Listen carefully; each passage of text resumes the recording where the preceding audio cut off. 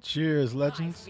We are continuing our Slayer training, spotlighting some combos, playstyles, and overall tips to help you kill and or control your opponent in Elder Scrolls Legends.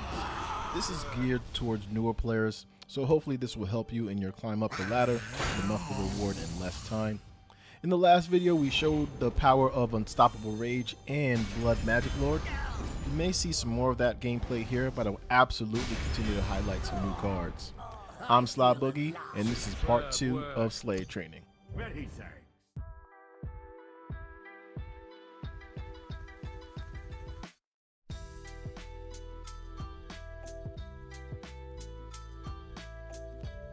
Let's get right into it. The first card I want to showcase is Morog Tongue Aspirin.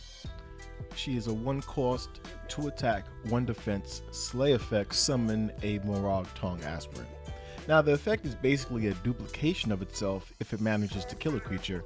At 1 defense, she will die if the wind touches her, she's so weak.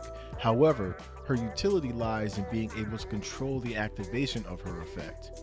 If you have a clear left lane, you can summon her there and ensure that your opponent doesn't put any weak cards there, or likely they will put something strong on the field for you, or possibly just kill it next turn with an action or item to address her. The key to her, because she is so weak, is to use items and actions that help you slay or deal damage to just further enhance her utility. This is key in being able to spam copies of her onto the field. Please note that a 2-1 Aspirin on the field is nothing. 1 copy of it is nothing, I should say. 4 or more, and then it starts to become a problem for your opponent, as monsters they summon are potential to help activate the effect again. They're temporary obstacles at best once there are multiple copies on the field in terms of your opponent's monster being summoned. Please note that Ice Storm completely kills this strategy, as doing 3 damage to all creatures will kill all copies on the field, bar any keywords, specifically ward. I showcase this card first because this is a card that has a high skill ceiling in terms of combo potential. Sword of the Inferno, for example, kills her as the card does 2 damage to herself. But if you kill an opponent's creature at the same time, it's essentially a 1-for-1 trade. Morog Tongue Aspirin's presence on the field can be intimidating at times, as she's able to manipulate and play around enemy defense. Please remember to pay mind to hers though. Even if you were to fill up both lanes using her effect, again, even a card such as Immolating Blast can do significant damage, so you never want to get too complacent with regard to just her utility alone.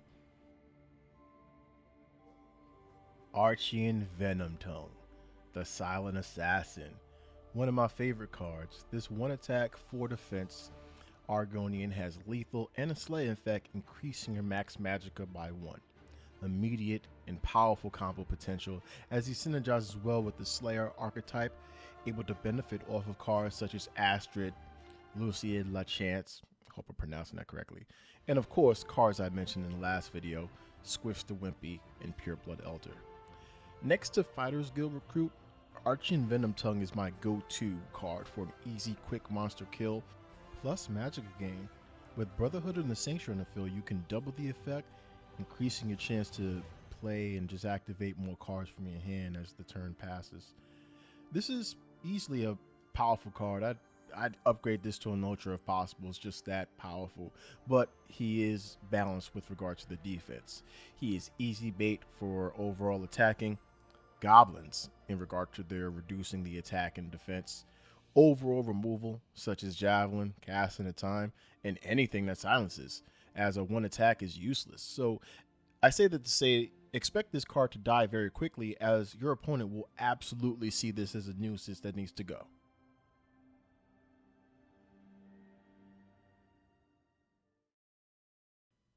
I wasn't sure how to include this. I was considering making a short but separate video dedicated to how useful this card is.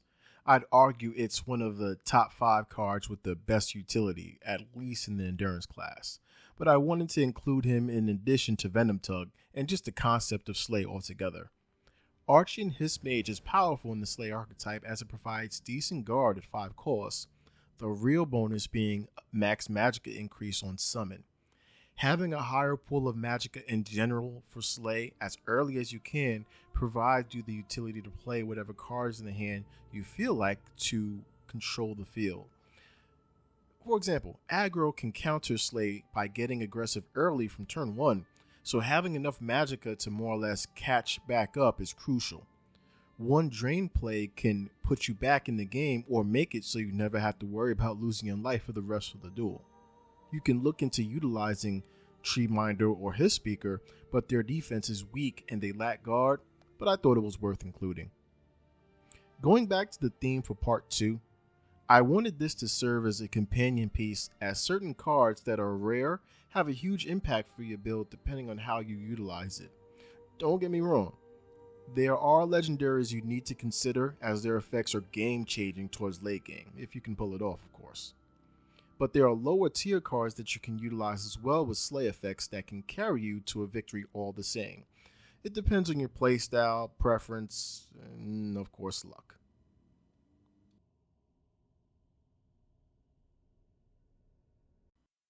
Side note, I know, this card is an elephant in the room as I have not covered it. Reason being is I've been trying to get this effect off in ranked. It dies all the time. None of my opponents have let me get the final effect off, but I will get that hopefully in 2023 and come back to conclude the Slay training. This effect is vicious. Anyway, part 2 of Slayer training is complete. New players, I hope there was something you saw to help you out in your deck building adventures. Help me out by dropping a like if you've enjoyed the video. Hey, if there's a deck you'd like me to play, paste the deck code in the comments below.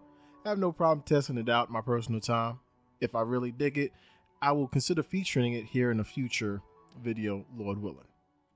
The next few videos, I'm going to actually switch it up by showcasing a few cards versus an actual deck, just to showcase the different shenanigans that could be applied. Hopefully I can have 1 or 2 decks showcased for each card, but it won't be too complicated. Just want to show off the card and the utility, versatility of it, and yeah, we're going to be moving on from there.